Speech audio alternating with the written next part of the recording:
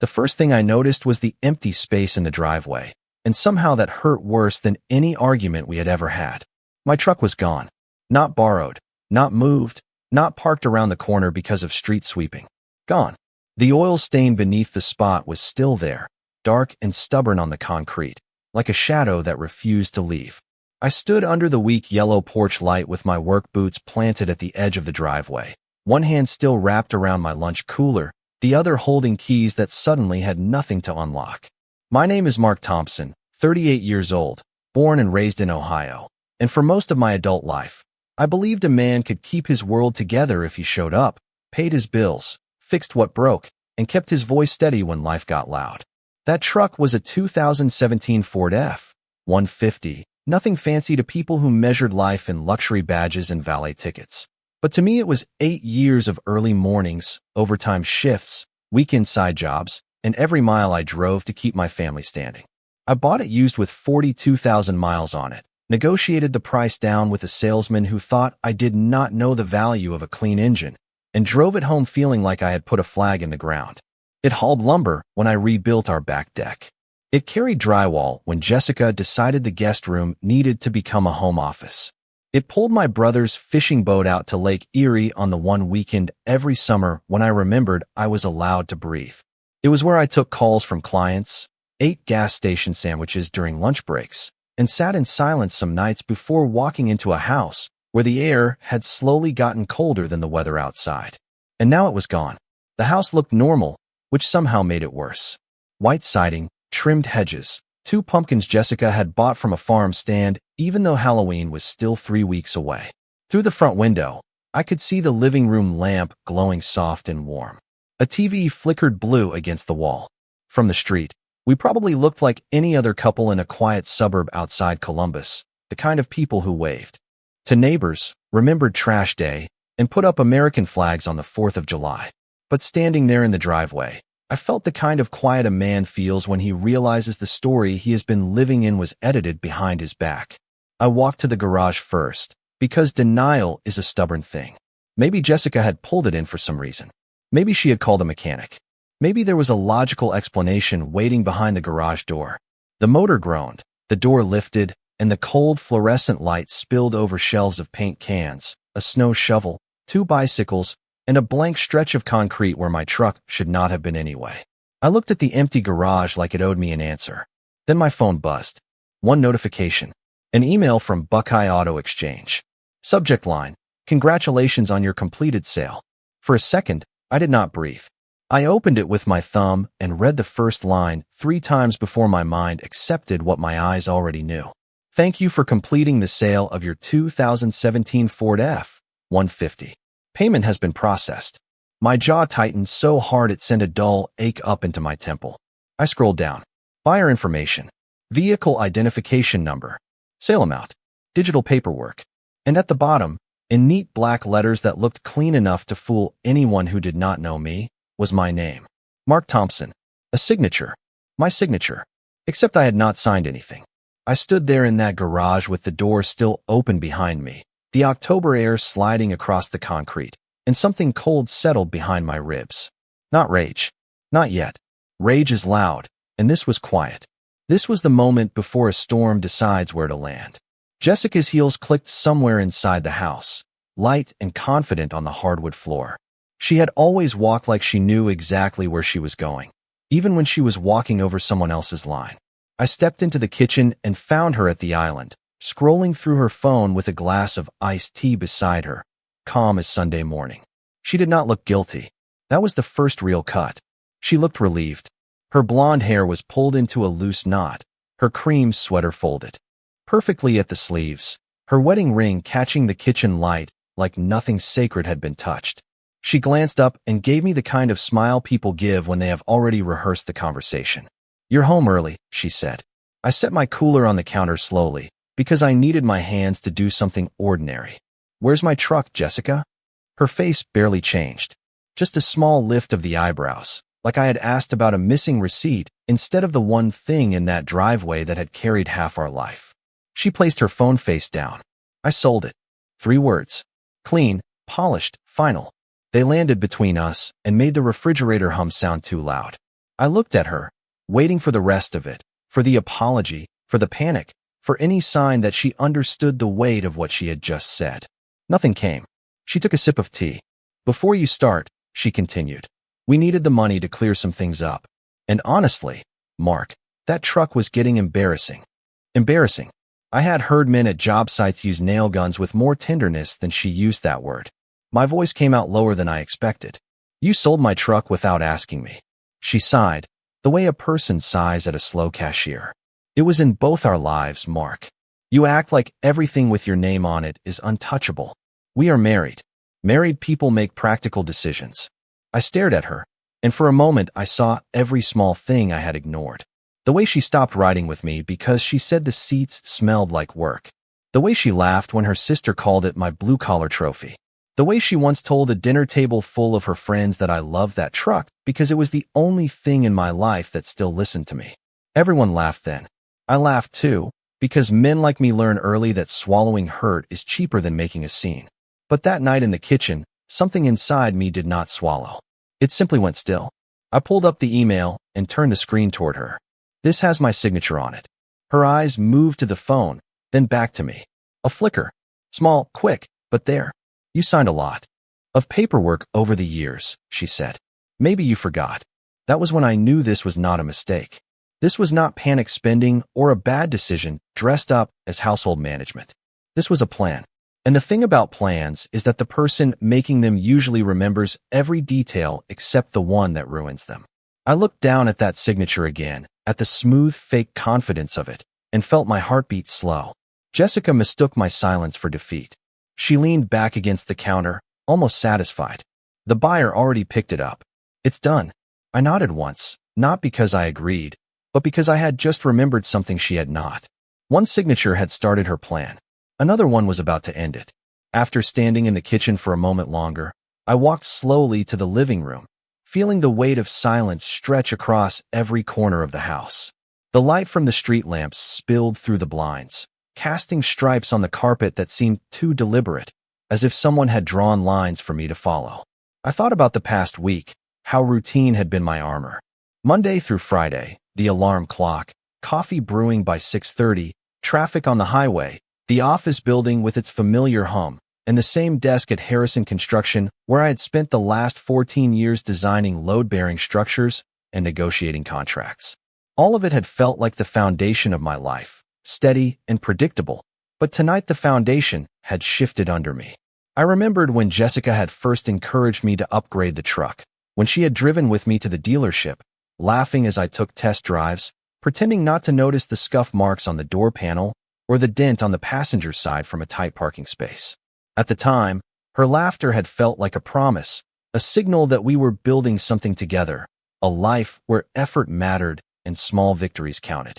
And now, the same person who had been my partner in that moment was standing across the room, calm as a Sunday morning, confident that her actions would go unchallenged.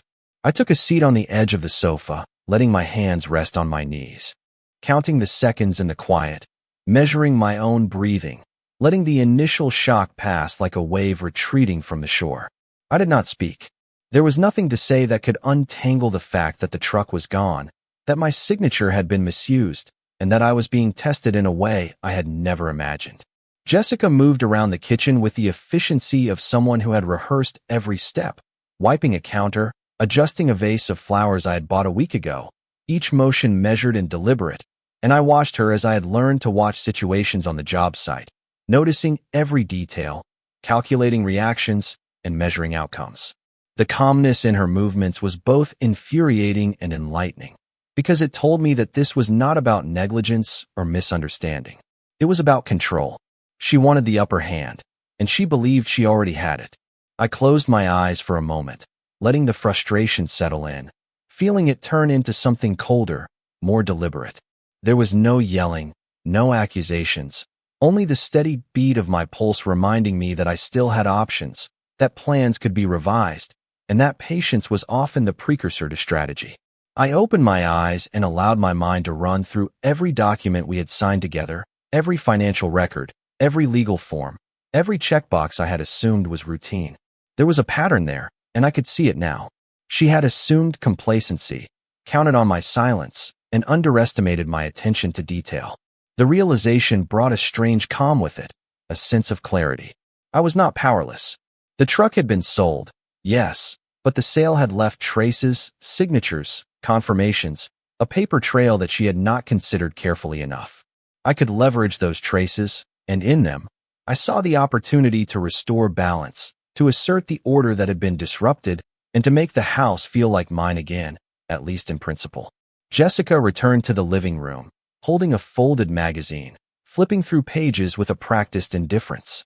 Her eyes met mine briefly, and I held the gaze longer than necessary, not to intimidate, not to provoke, but to communicate a quiet awareness, the kind that says, I see what you did, and I am not blind. She smiled, a small, knowing curl of her lips, thinking she had won, and for a moment, I allowed her to feel that illusion. Then I returned to counting, mentally marking deadlines, phone numbers, emails, timestamps, and all the small details that could tip the scale. The calm in the room was deceptive, a pause before motion, and I felt the weight of it fully.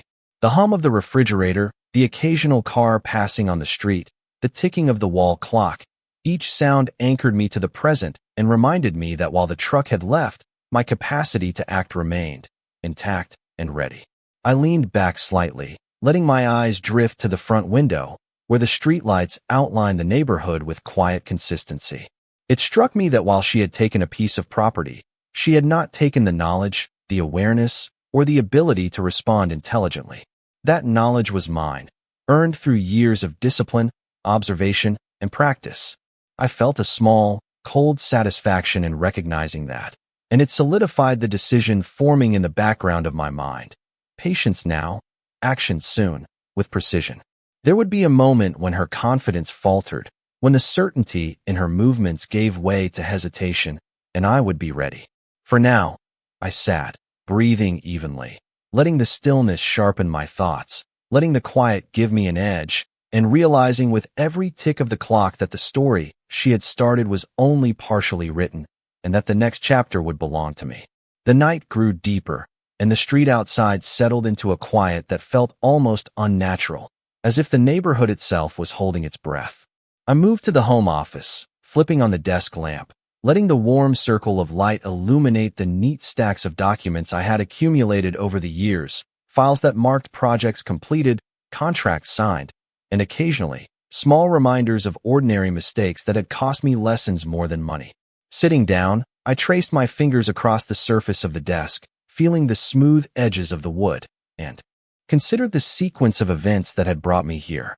The signature, though small and simple, had been the hinge for her plan, but the details she had overlooked were in plain view, waiting for the person who noticed them. I pulled up my laptop and opened the email trail, reading carefully through each line, timestamped confirmations, and digital footprints that led me from the sale to the buyer. I noted the inconsistencies, the minor errors in formatting, and the words that had been left unsigned or misaligned, things a casual observer would not notice, but that spelled opportunity for someone paying attention. My breathing slowed as I mentally mapped out the next steps, each action deliberate, measured, and precise. I knew from years of project management that timing and sequence mattered more than force. I reviewed the contracts from the dealership, the terms of the sale, and the transfer documents, noting where the agreement had hinged on my authorization and where a reversal could be initiated without raising suspicion. The calculations of risk versus reward settled into a quiet rhythm, almost meditative, as I began to formulate a plan that relied not on confrontation, but on meticulous execution. Outside, the wind moved through the trees, a soft rustle that reminded me of the autumn that had begun weeks ago, bringing shorter days and longer nights. Jessica walked past the office doorway, her steps deliberate, almost conversational, and I did not acknowledge her presence. She believed she had the upper hand, and I allowed her that illusion for now, because the awareness of my scrutiny was more powerful than any immediate reaction. I reviewed past interactions, remembering small moments where she had tried to assert control over our finances, conversations about spending, and decisions she had made assuming compliance. Each recollection built a clearer picture of her approach, and I realized that patience and observation had already given me a strategic advantage. I set the laptop aside and picked up a notepad, listing each step in sequence, noting deadlines, phone numbers, and potential responses, preparing for contingencies. My mind traced the legal landscape, the paperwork trail, and the various entities involved in the transaction. It was methodical, almost surgical, and yet it carried a quiet energy, the kind of tension that builds when every piece has its place and every movement is calculated. I glanced at the clock. It was just past 10:30 at night. The house was still, the light in the kitchen now dimmed, and the only sounds were the quiet hum of the refrigerator and the occasional passing car. I leaned back in the chair, allowing the thought to settle. The plan was no longer hers, not completely. A single overlooked detail, combined with deliberate attention, could shift control back into my hands. It was not about proving dominance through argument or raising voices. It was about reclaiming authority in the space where I had always believed I belonged, using intelligence, patience, and timing. The calm was a cloak, the silence a tool. I considered the consequences of each potential move, imagining Jessica discovering a reversal of fortune not through confrontation, but through quiet, undeniable action. The sense of anticipation was steady, almost satisfying, as I realized that the story had entered a new phase, one where the rules had changed subtly, but irrevocably. I stood, stretching my legs, and walked toward the living room window, looking out at the street and the darkened houses, realizing that this night, like many nights before it, would be remembered not for its noise or spectacle, but for the quiet certainty that comes when preparation meets opportunity. Each step back into the hallway, each breath drawn, reinforced the clarity forming in my mind. The path forward was precise, deliberate, and fully under my control, and that control was mine to exercise when the moment was right. By morning, the house had put its mask back on. Sunlight moved across the kitchen floor in clean golden rectangles. The coffee maker hissed like nothing had happened, and Jessica stood by the sink in a gray blazer, reading something on her phone with the small, satisfied smile of a woman who believed the hard part was over. I came downstairs in my work shirt, buttoned to the collar, my face shaved, my voice ready. There is a strange discipline in acting normal when your life has been rearranged without your permission. You butter toast. You rinse a mug. You ask about the weather. You do not give away the fact that you spent half the night building a map in your head. Jessica glanced up when I entered, watching me just a second too long. She expected questions. She expected anger delayed, maybe another round of disbelief, maybe some tired lecture about respect. Instead, I poured coffee into my travel mug and said, "I have a meeting downtown at 9. Her smile thinned. About what? I took a slow sip and let the bitterness settle on my tongue. Work. That one word did more than a paragraph could have. It gave her nothing to grab. Her eyes narrowed for half a breath. Then she turned back to her phone, pretending she had not noticed the door closing between us. I left the house at 7:25, walking past the empty driveway without looking at it twice. That took effort. The missing truck still felt like a pulled tooth, a space my mind kept touching even though it hurt. I drove Jessica's spare sedan, the one she hated because it had cloth seats and no backup camera, and the small indignity of that almost made me smile. The road into Columbus was packed with brake lights and delivery vans, the ordinary morning machinery of people trying to earn a living. I kept both hands on the wheel and replayed the paperwork in my mind. The sale had gone through Buckeye Auto Exchange at 6:18 the previous evening. The buyer had wired payment to an account I did not recognize. The digital authorization had used an electronic signature tied to my name, but the identity verification step had been marked incomplete. That was the crack. Small, clean, almost invisible. But in construction, a crack is never just a crack. It tells you where pressure has been living. At 8:10, I pulled into the parking lot of an old brick office building near High Street and called my attorney, Daniel Price. Daniel was not the television kind of lawyer. No expensive suit, no dramatic voice, no polished speeches. He was a former county prosecutor turned civil attorney with tired eyes, sharp questions, and a habit of pausing before he said anything important. He had helped me set up my consulting contracts years ago after a client tried to delay payment for 3 months. I trusted him because he did not sell comfort. He sold clarity. His assistant put me through, and when Daniel answered, I said, "I need you to listen before you react." He did. That was Daniel. I told him about the truck, the email, the signature, the sale, and the account that did not match anything in our household records. I heard keys tapping on his end, steady and quick. Then silence. Did you authorize it? He asked. No. Did you sign anything recently that could be used as a vehicle transfer document? No. Did she have access to your driver's license, social security number, or stored dealership documents? I looked out through the windshield at a woman crossing the street with a paper coffee cup in one hand and a laptop bag over her shoulder. Ordinary life kept moving while mine had turned into a file. She had access to the house, I said. So yes, she had access to enough. Daniel exhaled once. Not a sigh. More like a man seeing the shape of a problem. Send me everything. Do not accuse her in writing. Do not threaten the dealership. Do not call the buyer yet. We start with verification failure and unauthorized transfer. If the account is not yours, that matters. There it was, the first solid beam under my feet. I forwarded the documents from the parking lot, one by one, each attachment feeling like a nail going into place. By 8:40, Daniel called back. His voice had changed. Flatter. More focused. Mark, the electronic signature is sloppy. Whoever did this used a stored image or a copied pattern. It does not match the way you signed your consulting agreement last year. But that is not the best part. I sat straighter. What is?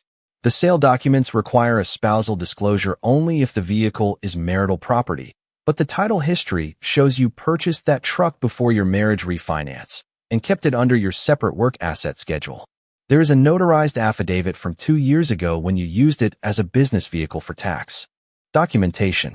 Your signature on that affidavit says the truck is individually owned and not transferable without direct owner confirmation. I closed my eyes. 2 years ago, I had almost complained about signing that extra affidavit. Daniel had insisted on it because he liked clean paper trails. Back then, it felt like bureaucracy. Now it felt like a locked gate Jessica never knew existed. So what happens next? I asked. Daniel did not rush his answer. Next, we make them freeze the transaction. Then we find out where the money went. And Mark, listen carefully. From this moment forward, your calm is your greatest asset. I looked through the windshield at the morning sun shining off the office windows across the street, bright enough to make a man squint. My hands were steady on the phone. My voice was steady too. It already was. The morning continued with a quiet intensity as I drove to the local dealership to verify the status of the transaction, every red brick building and parked car passing by a reminder that life outside the house moved without regard for the chaos within it. I pulled into the lot and met with the manager, a tall man with wire-rimmed glasses and a tie slightly loosened from the heat of the day, and I presented the documents I had forwarded to my attorney. His eyes scanned the files quickly, then slowly, as if reading not only the words but the implications behind them. I explained the timeline of events, how the signature had been applied electronically, the buyer information, and the notarized affidavit that designated the truck as my separate property, purchased prior to the refinancing of our joint assets.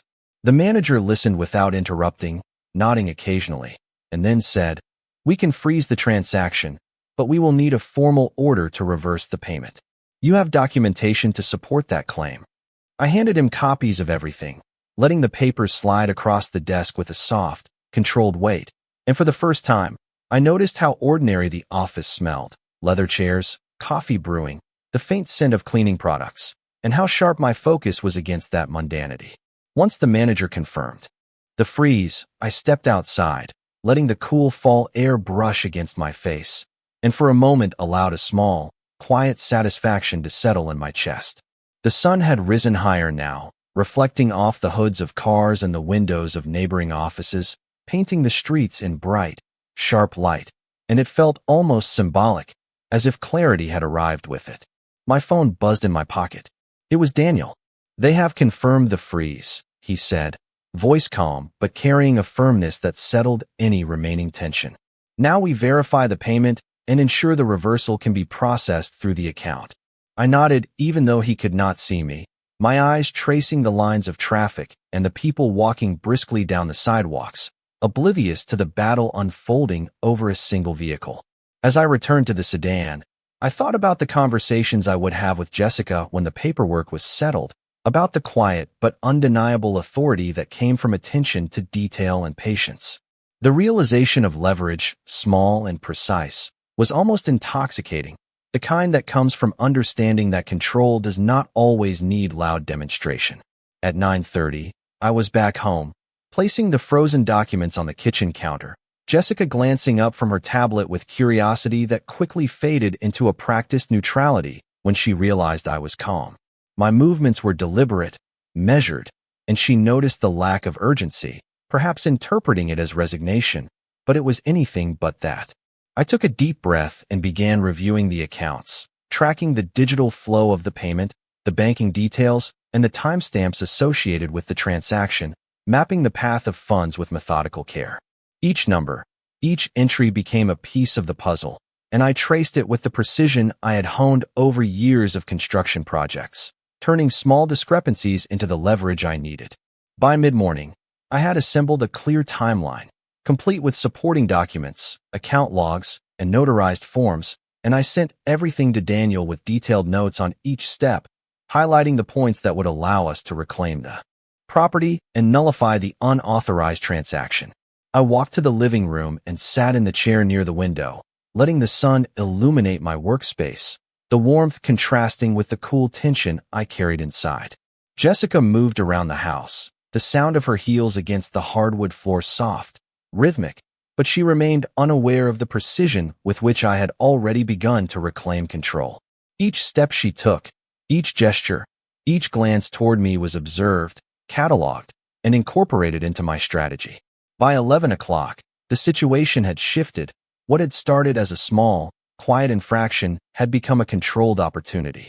I could feel the balance tilting, imperceptibly but certainly, in my favor, and I allowed a slight, controlled exhale, knowing that the next move would be executed with calm authority and measured precision, the kind that leaves no doubt of its inevitability.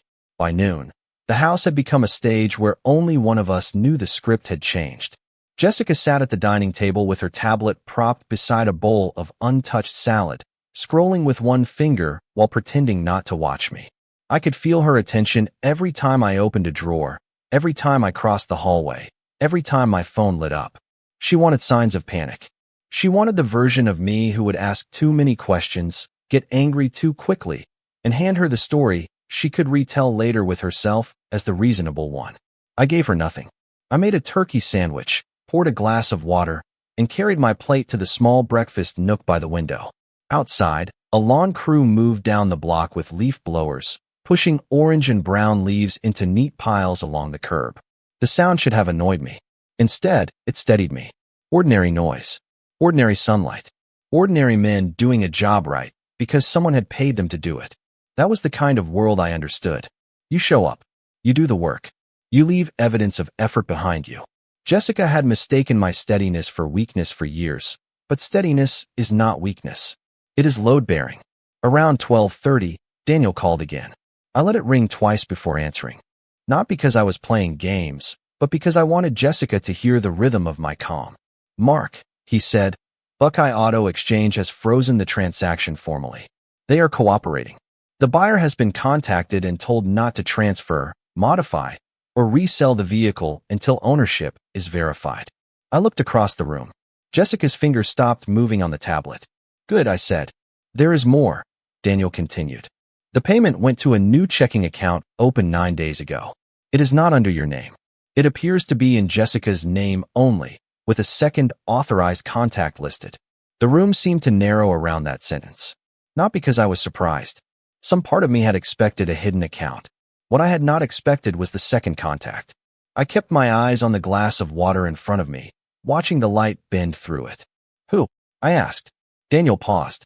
Paper moved on his end. "A woman named Melissa Crane. Does that mean anything to you?" It did. Jessica's younger sister. The same sister who had joked at Thanksgiving that I was too sentimental about things with engines. The same sister who called my truck a driveway monument to middle-class stubbornness. The same sister who had borrowed money twice and called it family helping family, then somehow forgot the part where family pays family back. I swallowed once, slowly. "Yes," I said. "It means something." Jessica stood from the dining table then, pushing the chair back with a scrape that cut across the hardwood. Her face had changed. Not collapsed. Not yet.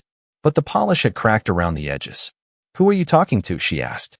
I held up one finger, not sharp, not rude, just enough to tell her the conversation was not hers to control. That small gesture did more to her than shouting ever could have. Daniel continued. I am sending a preservation letter to the dealership, the buyer, and the bank. We are also requesting all device logs connected to the electronic signature. If she used your stored signature or accessed your documents without authorization, that becomes a serious civil issue. Possibly more, depending on what the evidence shows. I felt no celebration. That surprised me. I had expected the first real proof to feel like victory. Instead, it felt like walking into a room and finding water damage behind freshly painted walls. The truth was not satisfying. It was necessary. Do it, I said. And Daniel? Yes. Keep everything documented. Already done. When the call ended, Jessica stared at me from across the kitchen island. Her hands were at her sides, fingers slightly curled, her eyes moving from my phone to the folder on the counter. What did you do? She asked. I looked at her for a long second. There was a time when that face could soften me instantly. Back when she smiled at me over cheap diner coffee. Back when we rented a one-bedroom apartment where the heater clanked all winter. Back when she said she loved that I worked with my hands because it meant I knew how to build a real life. I remembered the first time she rode in that truck after I bought it. She had kicked off her shoes, put her feet on the floor mat, and laughed when the radio cut out near Dayton. We stopped at a roadside barbecue place, ate brisket off paper trays, and she took a picture of me leaning against the tailgate. She posted it with a caption that said, "My husband, my home." Funny how words age. Some become vows. Some become evidence. I set my phone on the counter. I verified the sale. Her mouth tightened. You had no right to go behind my back. For a second, the sentence hung there so absurdly that I almost laughed. She had sold my vehicle, used my name, moved the money, and somehow the betrayal in her mind was that I had checked the paperwork. That was when pity slipped in beside the anger. Not soft pity, not forgiving pity, the cold kind. The kind you feel when you realize someone has built an entire world where accountability is always an intruder. Jessica, I said, keeping my voice level, you went behind my back first. I just followed the trail you left. Her eyes flashed, but she did not answer. Outside, the leaf blowers stopped. The sudden quiet pressed against the windows. Somewhere down the street, a dog barked once, then twice. I picked up the folder, tapped the papers into a neat stack, and carried them toward the office. The transaction is frozen, I said over my shoulder. The money is being traced, and the signature is being reviewed. Behind me, she said nothing. That silence told me more than any confession could have. For the first time since I saw the empty driveway, Jessica was not planning her next move. She was realizing mine had already begun. For the next 10 minutes, Jessica did what people do when the floor begins to move under them. She tried to make the room obey her voice. You are blowing this out of proportion, she said from the doorway of my office. Arms folded, chin lifted, still dressed like a woman heading into a meeting where everyone already agreed with her. I was sitting at my desk, reviewing the scanned documents Daniel had just sent over, and I did not look up right away. That bothered her more than if I had shouted. It was a truck, Mark. A truck. We have bills. We have responsibilities. I made a decision. I clicked open the bank attachment and studied the transaction line. Neat black numbers against a white screen. $24,800. That was what they had valued 8 years of my labor at. Less than the deck it helped rebuild. Less than the overtime I lost trying to keep this house peaceful. Less than the dignity she thought I would surrender just to avoid an uncomfortable conversation. You made a decision, I said, still reading. You also opened an account, listed Melissa as an authorized contact, used my name, and had the payment routed somewhere I could not see it. The silence after that had weight. I finally looked up. Jessica's face had gone pale in a controlled way, like someone trying not to react to bad news in public. Her lips parted, closed, then parted again. Melissa was helping me organize things. Organize what? I asked. She looked toward the hallway, then back at me, searching for a sentence that could hold. Household finances. I nodded once. The household finances that were moved into an account I did not know existed. Her eyes sharpened. You are making me sound like a criminal. I leaned back in the chair. I am describing what happened. That was the difference she hated. Emotion could be argued with. Facts just sat there, calm and immovable. She stepped into the office, and for the first time that day, I saw the real Jessica under the polish. Not the woman who smiled at neighbors over the fence. Not the wife who corrected my tie at company events. Not the person who told waiters we were doing great when we were barely speaking in the car. This was the Jessica who believed pressure was a tool. She lowered her voice, softened the edges, and said, "You know I would never hurt you on purpose." There it was. The pivot. From authority to tenderness. From control to memory. I almost admired the timing. Years ago, that voice would have pulled me back like a hand on my sleeve. It would have made me question my own pain, made me apologize for noticing the wound. But something had changed in me since the empty driveway. A door had closed, quietly but completely. Then why not ask me? I said. Her eyes flicked away. Because you would have said no. Yes, I said. I would have. She gave a short breath that was almost a laugh. Exactly. You never see the bigger picture. You get attached to things. Old tools. Old habits. That truck. Sometimes I feel like I am married to a man who would rather protect a machine than build a future. I let those words land. Not because they were true, but because I wanted to hear the shape of them. People reveal themselves when they think they are justifying themselves. She was not sorry she had crossed the line. She was offended the line had existed. I turned the laptop slightly so she could see the affidavit on the screen. My signature sat at the bottom, dated 2 years earlier, witnessed and notarized, tied to the business asset schedule Daniel had filed when I started taking private consulting jobs on weekends. This is the bigger picture, I said. That truck was not just transportation. It was tied to my work documentation, my contracts, my deductions, my ability to haul equipment when a site needed me after hours. You did not sell a toy, Jessica. You interfered with a business asset. Her expression changed then. Not dramatically. Just a small tightening around the mouth. A blink held half a second too long. She had planned for a husband. She had not planned for paperwork. My phone buzzed again. A text from Daniel. The bank had acknowledged the preservation request. The account was temporarily restricted pending verification. I read it twice, then set the phone down face up. Jessica saw enough of the notification to understand. You froze the money? She asked. The calm in her voice was gone now, replaced by something thinner. The bank restricted the account, I said, because the sale is under review. Do you have any idea what you were doing? Yes. Melissa needed that money. The words came out before she could stop them. And there it was. Not we. Not the household. Not bills. Melissa. The name hung in the office like smoke under a ceiling fan. I did not move. I did not even blink. Jessica seemed to realize what she had said a moment too late. Her shoulders stiffened. She looked toward the window, then down at the floor, as if the hardwood might offer a better version of the truth. What did Melissa need it for? I asked. Jessica rubbed her forehead, annoyed now, cornered by her own sentence. It is complicated. Make it simple.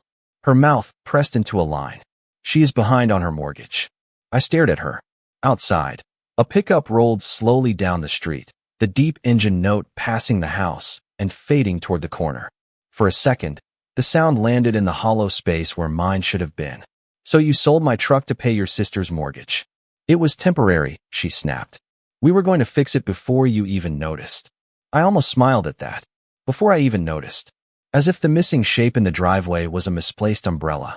As if the key on my ring would not suddenly become a small, useless piece of metal.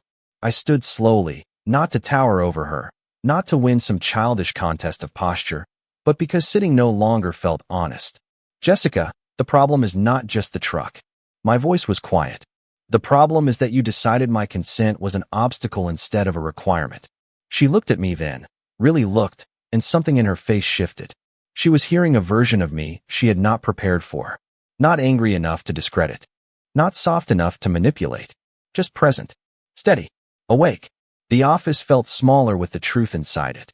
My laptop hummed softly. The wall clock ticked above the bookshelf.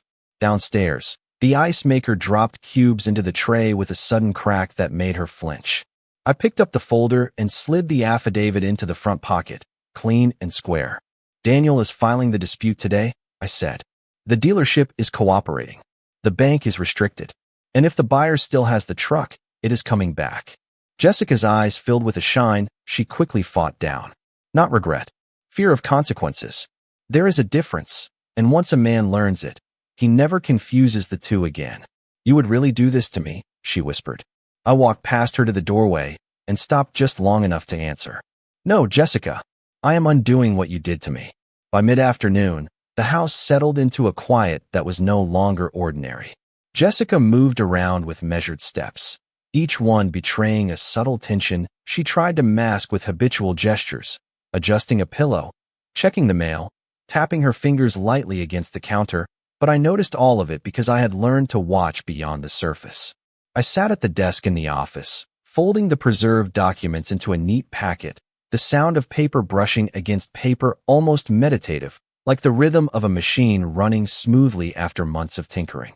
Each signature, each notarization, every electronic confirmation was a marker, evidence carefully stacked to create leverage that I had earned over years of steady observation and patient strategy. My phone vibrated once, then twice, Daniel calling with a calm urgency. Mark, the dealership confirms the reversal has been processed. The buyer has acknowledged that the sale is invalid. The bank is holding the payment, and all accounts associated with the transaction are flagged. Your truck is back under your ownership, legally and officially. I exhaled, the air warm in the room despite the chill of the autumn breeze outside, and allowed a small, controlled smile to form. Not triumph, not satisfaction. Clarity. Control regained. Jessica appeared. At the office doorway, hesitating, her arms crossed loosely, lips pressed together, watching as I gathered the documents. It is back? She asked, voice low and careful, each word weighed like it could tilt the balance. I did not answer immediately, allowing her the pause, letting the quiet expand, reinforcing that my presence, my calm, was not something to be rushed or coerced. Yes, I said finally. The truck is back.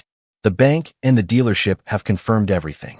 The payment is reversed, and the ownership is legally restored to me. She took a half step inside, then paused, processing the information. How? She asked. How did you? I held up a hand, not to silence, but to mark boundaries. Everything is documented. Every step she took, every oversight, every minor error in the electronic signature, every detail from the affidavit 2 years ago, combined with verification and preservation measures, created a path to restore control. It is not a matter of luck. It is a matter of attention and timing. Her shoulders dropped slightly, not in relief, not in surrender, but in recognition that the terrain had shifted. She could no longer claim she had the upper hand, not quietly, not in this room. Outside, the sun had moved further across the sky, casting long lines of light through the blinds, slicing the hardwood floors into gold and shadow. It felt like a visual confirmation of the balance restored. I placed the packet carefully on the edge of the desk, aligning the corners with precision, a ritual in itself, a signal that the work was complete. Jessica's eyes lingered on the stack of papers. For the first time, the habitual polish in her expression faltered. She had planned, executed, and assumed control, but had overlooked that true authority could be measured in patience, evidence, and quiet resolve. I stood, walking slowly to the window, letting the light fall across my face, across the desk, across the documents. The atmosphere was calm, the house still, and yet charged with the subtle acknowledgement that events had shifted irreversibly. I am not here to argue, I said, voice steady, carrying across the room. I am here to acknowledge the facts. The truck is mine. The documentation supports that. The sale is undone. Nothing else needs to be said. She did not move, did not interrupt. The silence was a testament, a mirror to the precision and care that had guided every action since discovering the unauthorized sale.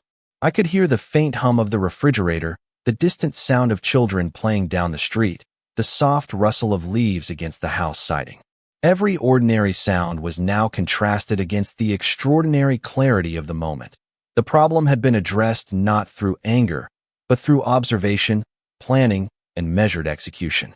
Jessica shifted slightly, glancing at the sunlight on the documents, then back at me, recognition evident but unspoken. The balance was restored. The truck was returned. The authority, the evidence, the calm deliberation, each piece had secured not just a vehicle, but the principle that had been challenged. I turned from the window, folding my hands lightly over the desk, and for the first time that day, allowed the room to feel as it should, ordinary, steady, and firmly under my control. The truck came back just before sunset, rolling onto the driveway on the back of a flatbed while the sky over Columbus turned the color of copper and faded denim. I stood on the porch with my hands in the pockets of my jeans, watching the driver lower it inch by inch until the tires touched concrete with a soft bounce that felt larger than it sounded. It was the same truck, same scratch along the passenger door, same faint dent near the rear bumper, same toolbox bolted in the bed, and yet it looked different to me now. Not because it had changed, but because I had. The driver handed me the keys and a packet from Buckeye Auto Exchange, his face carrying the awkward politeness of a man who knew enough not to ask questions. "Everything has been corrected, Mr. Thompson," he said. "We are sorry for the trouble." I nodded, signed the receipt with my own hand, slow and deliberate, the kind of signature that belongs to a man who knows exactly what he is putting his name on. Behind me, through the front window, I could see Jessica standing in the living room, arms folded, her reflection faint in the glass. She did not come outside. That told me plenty. Once the flatbed pulled away, the street went quiet again, and I walked around the truck like I was inspecting a foundation after a storm. I opened the driver's door. The familiar smell of vinyl, dust, old coffee, and pine air freshener hit me in the chest. It should have been nothing, just a smell, but memory has a way of hiding in ordinary things. I remembered driving home from the dealership with Jessica laughing beside me. I remembered hauling lumber for the deck she later complained was too plain. I remembered late nights in parking lots, answering work calls under fluorescent lights, trying to stretch one paycheck into 3 obligations. I remembered being proud without needing applause. That was the part she had never understood. The truck was not my identity. It was proof of effort. There is a difference. When I stepped inside, Jessica was waiting near the kitchen island. The house lights were low, and the room smelled like reheated soup she had not eaten. Her face looked tired now, not soft, not humbled, just tired in the way people get when consequences refuse to disappear. "So that is it?" she asked. I set the packet on the counter. "That part is." She looked toward the driveway, then back at me. "You embarrassed me." There it was again, the strange math of her world. My property had been sold without my consent, my name had been used, money had been routed into a hidden account, and somehow the wound she could name was embarrassment. I took off my jacket and hung it on the chair. "No," I said. "The paperwork embarrassed you. The bank embarrassed you. The truth embarrassed you." I just stopped pretending. Her eyes filled, but I had learned by then to read the difference between sorrow and strategy. She stepped closer, voice lower. "Mark," I panicked. Melissa was drowning. She was scared. I thought I could fix it before anything became a problem. I looked at the woman I had married and tried to find the younger version of her inside the face in front of me. The one who ate barbecue from paper trays. The one who once told me a hardworking man was rare. The one who said our home did not need expensive things if it had honesty. Maybe that woman had been real once. Maybe she had simply been temporary. Either way, she was not the one standing in my kitchen now. "You did not try to fix a problem," I said. "You created one and called it help." She wiped under one eye quickly, annoyed that the tear had appeared at all. "What do you want from me?" The question was quiet. For years, I would have answered too quickly. I would have asked for an apology, a promise, a return to normal. But normal had become a room where my boundaries were treated like furniture she could move whenever she wanted. I did not want normal anymore. I wanted honest ground under my feet. "I want separation of finances," I said.